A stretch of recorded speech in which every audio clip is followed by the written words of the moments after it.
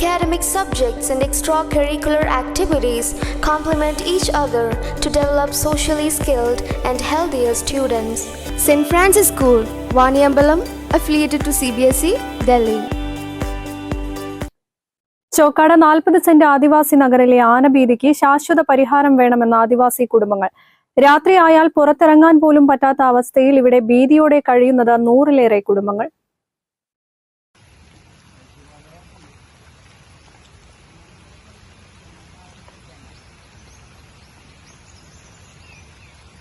വീട്ടുമുറ്റത്തും പരിസരത്തും ആനക്കൂട്ടങ്ങൾ എത്തുന്നതിനാൽ പുറത്തിറങ്ങാൻ പോലും കഴിയുന്നില്ല. അത്യാവശ്യ ഘട്ടം വന്നാൽ ഇവിടേക്ക് ഒരു വാഹനവും വരാൻ തയ്യാറാകാത്ത അവസ്ഥയാണ്.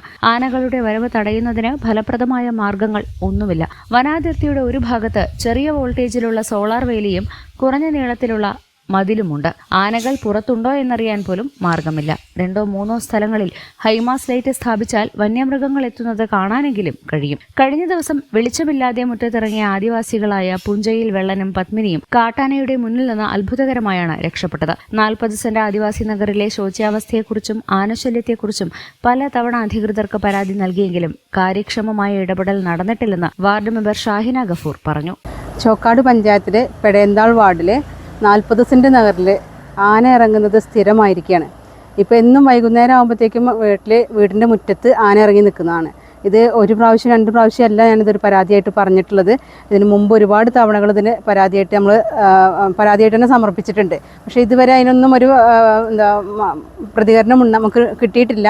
എന്നും വൈകുന്നേരം ആകുമ്പോഴത്തേക്ക് ആന വന്നു എന്ന് പറഞ്ഞിട്ട് അവിടെയുള്ള ആളുകൾ നമ്മളെ വിളിച്ച് പറയുമ്പോൾ നമ്മൾ ഫോറസ്റ്റിലേക്ക് വിളിക്കും. അതുപോലെ തന്നെ അവരെ അവിടെ നിന്ന് RRT വിളിക്കാൻ പറയും. RRT വരും, കുറച്ച് പടക്കമൊക്കെ പൊട്ടിച്ചിട്ട് അതിനെ ഓടിച്ച് വിടുന്ന അവസ്ഥ ഉണ്ടാവുന്നത്. പക്ഷേ അവർ ഓടിപ്പിച്ച് പോയതിന് പിന്നാലെ തന്നെ ആന വീണ്ടും തിരിച്ച് വീടിൻ്റെ മുറ്റത്തേക്കും അല്ലെങ്കിൽ വീടിൻ്റെ പരിസര ഭാഗത്തേക്ക് എത്തി നിൽക്കുകയാണ്. വൈകുന്നേരമായിട്ട് വീട്ടിൽ നിന്ന് അങ്ങാടിയിൽ നിന്ന് വീട്ടിലേക്ക് വരുന്ന ആളുകൾക്ക് വീട്ടിലേക്ക് വരാനും വീട്ടിൽ നിന്ന് പുറത്തേക്ക് ഇറങ്ങാനും പറ്റാത്തൊരവസ്ഥയാണ് നിൽക്കുന്നത്.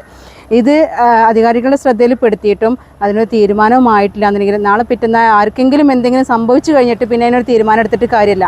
ഇപ്പോൾ എല്ലായിടത്തും നമ്മൾ വിളിക്കുന്ന സമയത്ത് അവർ പറയുന്ന കടുവയുടെ പിന്നാലെ പോവുകയാണ്, രാവിലെ അതിനെ തെരഞ്ഞു പോവുകയാണ്, അതുകൊണ്ടാണ് അങ്ങോട്ട് വരാൻ നേരമില്ലാത്തതെന്ന് പറയുന്നുണ്ട്. പക്ഷെ എന്നാലും അവർ എത്തുന്നുണ്ട്. പക്ഷെ അതിനൊന്നും ഒരു ശാശ്വത പരിഹാരം എന്നുള്ളത് ആവുന്നില്ല. അടിയന്തരമായിട്ട് തന്നെ എന്തെങ്കിലും പരിഹാരം കണ്ടിട്ടില്ലെങ്കിൽ അത് ഭയങ്കര ബുദ്ധിമുട്ടാണ് ഉണ്ടാക്കുന്നത്. തന്നെയല്ല അവിടെ ഒരു സ്ട്രീറ്റ് ലൈറ്റ് ഇല്ലാത്തത് അത് ബുദ്ധിമുട്ടാണ്.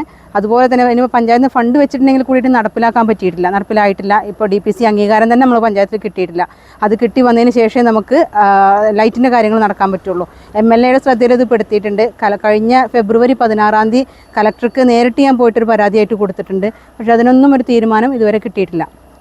MLA പെടുത്തിയ സമയത്ത് ആൾ പറഞ്ഞിന്ന് വരാമെന്ന് പറഞ്ഞിട്ടുണ്ടെങ്കിൽ കൂടി ഇതുവരെ എത്തിയിട്ടില്ല. വരുന്നുള്ള പ്രതീക്ഷയാണ്. അതിന് MLA വന്നു കഴിഞ്ഞാൽ ഒരു ശാശ്വതമായിട്ടൊരു പരിഹാരം ഉണ്ടാവും എന്നുള്ളൊരു പ്രതീക്ഷയിലാണ്. അതുപോലെ തന്നെ ഫോറസ്റ്റിൻ്റെ ഒരു ഔട്ട് പോസ്റ്റ് അവിടെ ഉണ്ടാവുകയാണെന്നുണ്ടെങ്കിൽ അത് ഒരു 100 കുടുംബങ്ങൾ താമസിക്കുന്ന സ്ഥലമാണത്. അവിടെ ഈ നിരന്തരമായിട്ട് ആന വരുന്ന ശല്യം അതുപോലെ തന്നെ വന്യമൃഗങ്ങളുടെ ശല്യം ഉള്ളത് കൊണ്ട് തന്നെ നിർബന്ധമായിട്ടും അവിടെ ഒരു ഔട്ട് പോസ്റ്റ് ഉണ്ടെന്നുണ്ടെങ്കിൽ വളരെ ഉപകാരമാണത്. അതിനു വേണ്ടിയിട്ട് എല്ലാവിധ സഹകരണം. വന്യജീവി ആക്രമണം പേടിച്ചു കഴിയുന്ന ആദിവാസികളെ സഹായിക്കുന്നതിന് 40 സെന്റിൽ ഫോറസ്റ്റ് ഔട്ട് പോസ്റ്റ് സ്ഥാപിക്കണമെന്ന ആവശ്യവും ഉയർന്നിട്ടുണ്ട്. News bureau, Chokkad. വണ്ടൂരിന്റെ രുചിപെരുമകൾക്ക് ഭക്ഷ്യവൈവിധ്യങ്ങൾ കൊണ്ട് വിസ്മയമൊരുക്കിയ ഇന്ത്യൻ ബേക്സ് പാണ്ടിക്കാട് റോഡിൽ നിന്നും ഇനി മുതൽ Manjeri road Wandoor police station എതിർവശത്തേക്ക് മാറുന്നു. Indian bakes.